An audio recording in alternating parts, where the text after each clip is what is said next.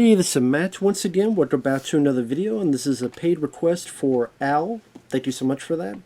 For those interested in requesting any type of videos, movie reviews, re-reviews, random thought streams, commentaries, video game playthrough for an hour, full playthrough, tier list ranking, whatever the case may be, feel free to send it either directly to my PayPal. Do have a CashApp as well.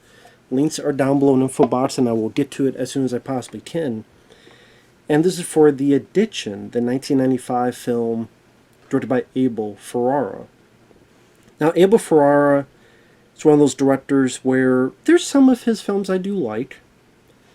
My favorite, well, I would say is Body Snatchers. I know that's not a typical answer when it comes to Abel Ferrara, but his 90s version of the Body Snatchers I do like. I like that it was on a military base. I like seeing people like Forrest Whitaker in the film. And I want to say it's Meg Tilly, that we don't go, we don't run, we don't hide, nowhere. There's nobody like you left. Like, the way she delivered that was very creepy. I thought it was very effective and had a certain tone to it that I thought worked rather well. But yeah, let's see, Bad Lieutenant I thought was pretty decent. Teen of New York. This one I've heard of, and I never really cared to see, and watching it, I can see why. I think my friend Effrey had seen this film a while ago, and he really didn't like it, and if that's the case, I don't blame him, because I didn't really like it either. This film just felt very slow, very boring, very fucking pretentious, and up its own ass with philosophy. So it stars Lili Taylor, who was in The Conjuring. She was the one being affected by the supernatural forces, and then the two investigators had to come in to help her. She was in The Haunting from 1999, that remake. She's been in other stuff as well. She's a student trying to go for her degree in philosophy. One thing leads to another, and she goes out with someone. I forget the damn girl's name, but she gets bit by this lady. Now, the film is done in black and white. After she's bitten, she doesn't really do anything to defend herself either, which is weird. She's just kind of like, oh, please, don't do anything. I'm like, try to defend yourself. This isn't some 8-foot tall, Great Khali looking motherfucker. It's just another lady. Try to defend yourself. Run, punch, hide, anything. You don't do nothing. So after she's been bitten, she goes home and she starts feeling the effects. She got run away when she's in class, and she'll collapse, blood coming out of her, goes to the hospital. Doctors think it's anemia. And she starts not really liking the sunlight. And yeah, I guess you say it's supposed to be a case on drug addiction. In fact, I believe Abel Ferrara, that was a big inspiration to make the film, was drug addiction. Although, if I want to see a movie that is showcasing the effects of drug addiction, Requiem for a Dream, for example, was a much better movie that really gets deeper into the aspects of that addiction and the horror of it all. And that to me is much more of a horror film than this. Other people are recognized. One of her buddies is Edie Falco, who is the wife of Tony Soprano on The Sopranos. Also, Christopher Walken shows up, and he's in for like 7 minutes, if that.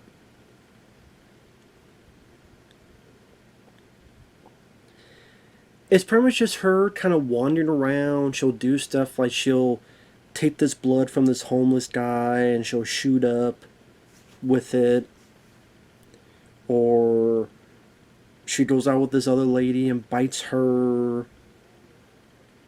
Later on, bites her friend, Edie Falco. While pontificating about these banal, inane, fucking philosophical points. It's the violence of my will against theirs. Or when he's talking to the lady, my indifference is not the concern. Your astonishment. That's what needs studying. Shut the fuck up.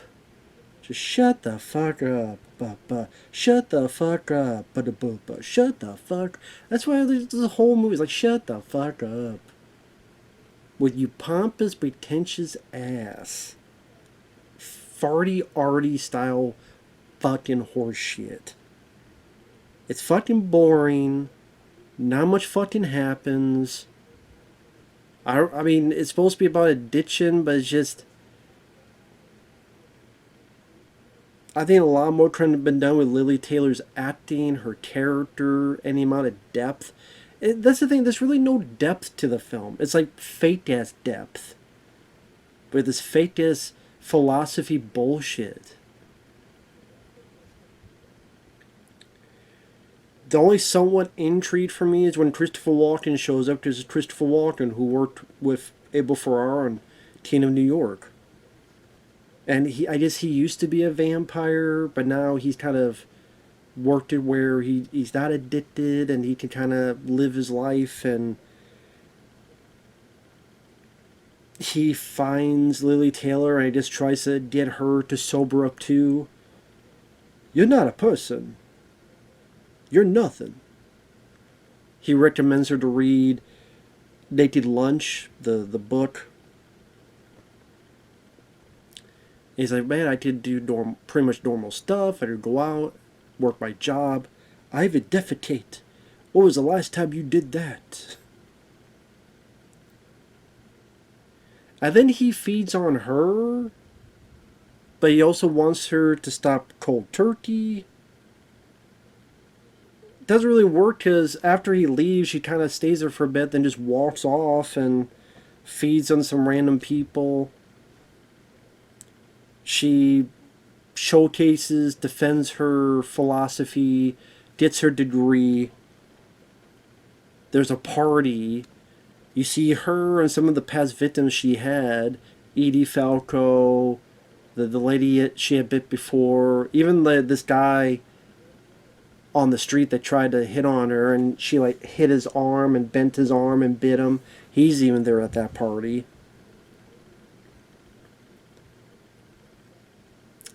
They all start biting the guests. And then Lili Taylor walks out covered in blood. She's kind of in a haze. Stumbles, gets found, brought to a hospital. The lady that bit her at the beginning comes by to talk to her. We do evil because we are evil. There's a priest. She asks, please, God, forgive me. He does a prayer. Then the next thing we see her, it's daytime. She walks by her own tombstone. So whether she died and this is her ghost or whatever the fuck else it was, I don't know. Then everything's fine. Well, I guess fine-ish. I mean, what the fuck did any of this mean? And I don't give a fuck. It was boring. It was slow. It was pretentious. It was ponderous. Laborious. I didn't give a flying fuck about what was happening. Lili Taylor's character. Why should I root for this person? She can't defend herself. She never has really any anger, energy about what's going on, what's happening. Even at the end, I don't buy her changing her ways. It just seemed to come out of the fucking blue. She's willing to bite and she's willing to be part of it. And there's not moments of her like freaking out and piss at herself and no more. Like, there's none of that. She just wonders she's in a hospital and then... Wait, what does it say in the script? Oh, okay. I don't want to do this anymore. Because this is right there in the script. Right here at this moment. I don't care about the he said, she said bullshit. And then the ending. Is she dead and she's a ghost that visits her grave? By her accepting God, she's reborn and her other self is in the grave and she's could walk her. I don't fucking know. I don't fucking care. Christopher Walken, I was expecting him to show back up. He doesn't, which was disappointing. Really, that whole bit was pointless. What was the point of Christopher Walken's character? Because it's not like she remembers something he said, or she remembers something he brought up, or she took a lesson from him that then reworked her faith, her life, get her out of addiction.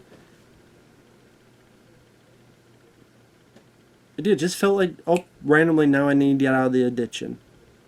I'm like, what? Where the fuck did this come from?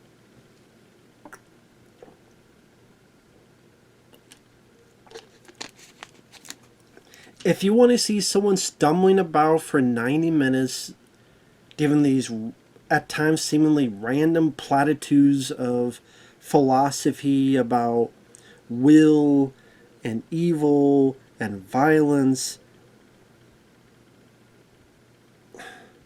while once in a while biting someone in the neck, and then Christopher Walken coming in for an extended cameo, be my guest. Well, I don't care how many people liked it. Fine. I don't care. I just said Abel Ferrara. I liked Bad Lieutenant. Body Statue is my favorite of his. Teen of New York I like. I think the big problem with that movie is the main cop isn't that good. It should have been someone else more powerful or more... I don't know why the guy chose him. I mean, even like David Caruso, Wesley Snipes, any of those younger guys would have worked. Or someone like a Michael Madsen or a James Woods or someone to play that older cop. But what do I know?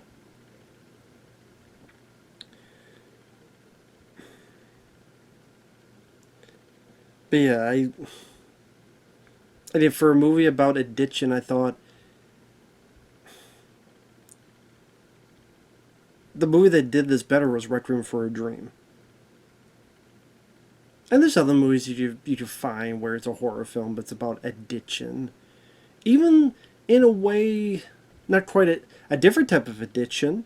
The Substance with Demi Moore. Addiction to fame. Addiction to being and wanting to be in the spotlight.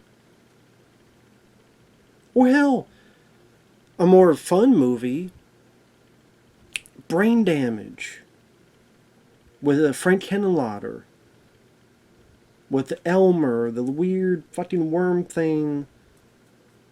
Who voiced him? Was it Zachary?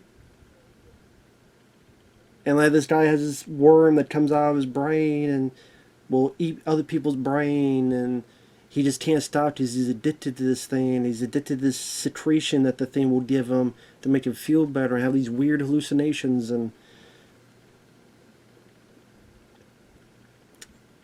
that, I thought, had more going for it than this. So, be my guest. But I thought I did not like this film at all. So, take that for what you will. Thanks for watching. Take care. We'll see you guys later.